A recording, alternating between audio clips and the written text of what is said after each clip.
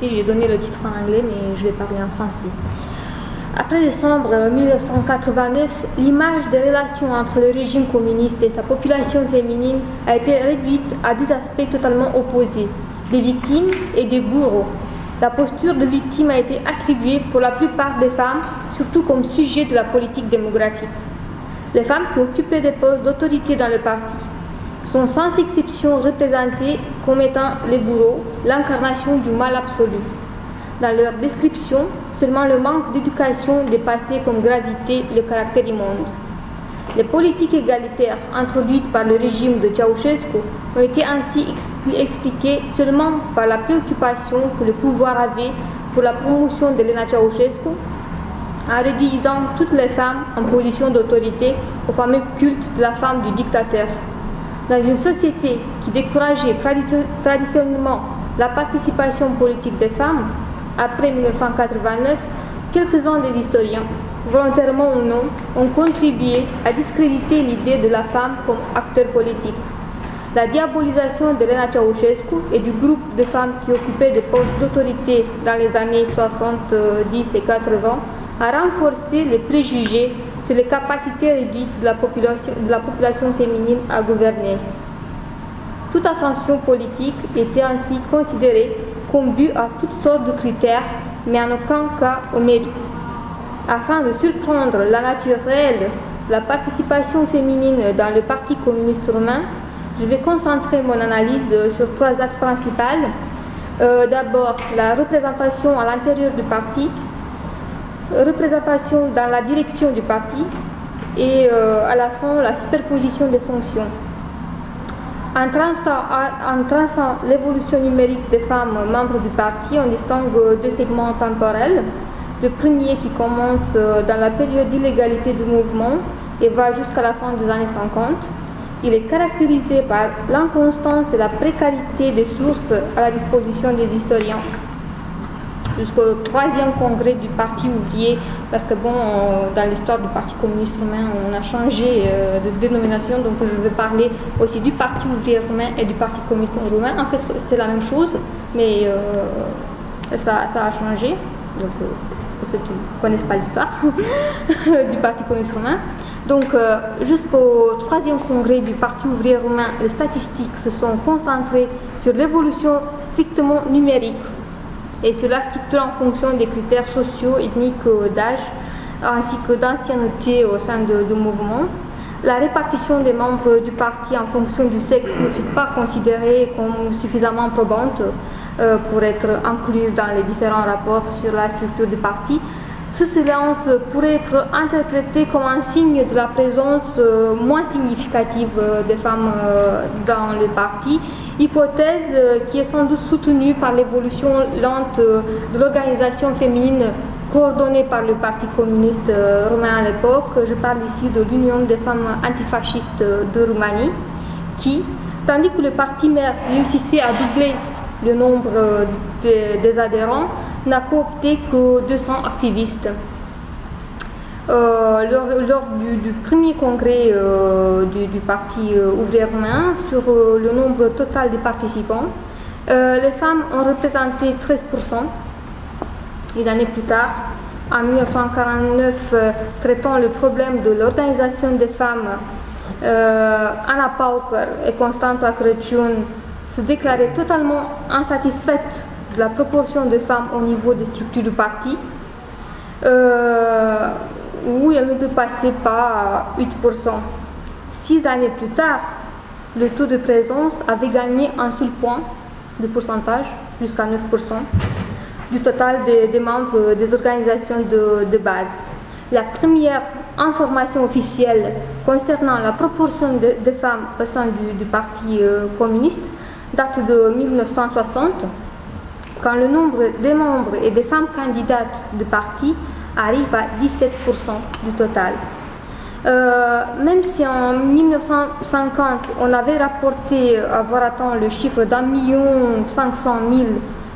femmes membres dans l'organisation de masse coordonnée par le Parti communiste, l'élimination d'Ana Pauper et ensuite la dissolution de l'Union des femmes démocrates de Roumanie qui s'est produite ont représenté un important pas en arrière en matière d'implication politique de la part de la population féminine.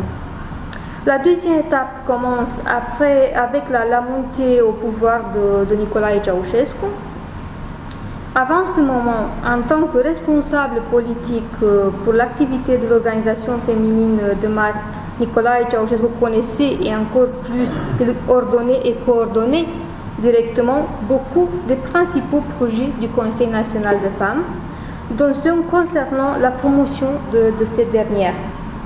Ce discours a commencé par le 9e congrès du Parti communiste roumain sur la nécessité de faire une plus grande confiance aux femmes et de leur confier des fonctions de direction, peuvent être aussi interprétés comme la prolongation naturelle de ses préoccupations antérieures. À ce moment-là, donc, quand il a pris le pouvoir, la présence des femmes dans le parti était de 21%, des taux qui se situent parmi les plus bas de l'espace communiste de l'Europe centrale de l'Est à l'époque. Pendant les 10 années suivantes, Ceausescu a eu de nombreuses prises de position pour la promotion plus soutenue des femmes dans le parti, ainsi que dans des fonctions d'autorité. Un moment important étant la décision de la plénière du Parti communiste roumain en faveur d'une démarche égalitaire soutenue cette fois-ci par les institutions d'État. Ça se produit en 1973. Sur le terrain, les résultats concrets tardaient à se faire sentir. Entre le 9e et le 11e congrès du parti, la présence féminine augmente de 4 points pour atteindre le 25% en 1975.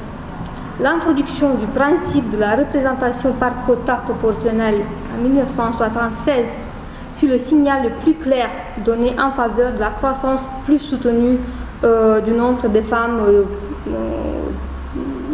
du nombre de membres du parti femmes et implicitement pour leur promotion dans des fonctions de direction.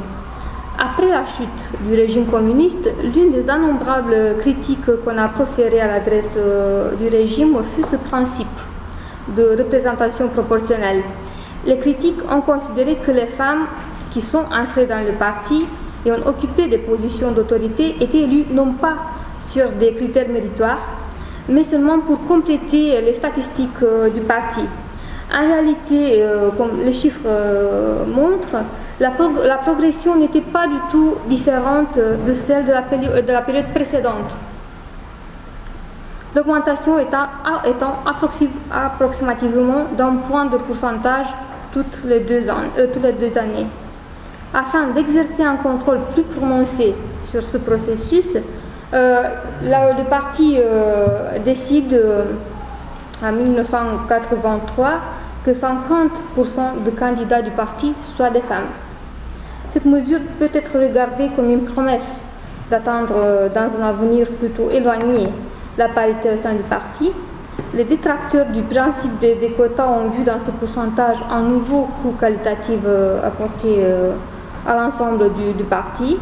Mais il faut pourtant prendre en considération qu'au milieu des années 80, la population féminine était scolarisée en proportion de 100%, ou presque 100%. Et même si elles sont sous-représentées dans des spécialisations techniques, les filles étaient majoritaires dans les filières qui menaient vers des études de Bac plus 1, Bac plus 2 et bien sûr des études universitaires. Loin de combler des simples statistiques du parti, les femmes, surtout celles avec une formation supérieure, étaient désavantagées en ce qui concerne l'entrée dans le parti. Le plus souvent, celles-ci prenaient place dans la catégorie des intellectuels, auxquels on avait réservé une présence relativement réduite dans le parti. La situation était la même de l'introduction de premiers quotas de représentativité.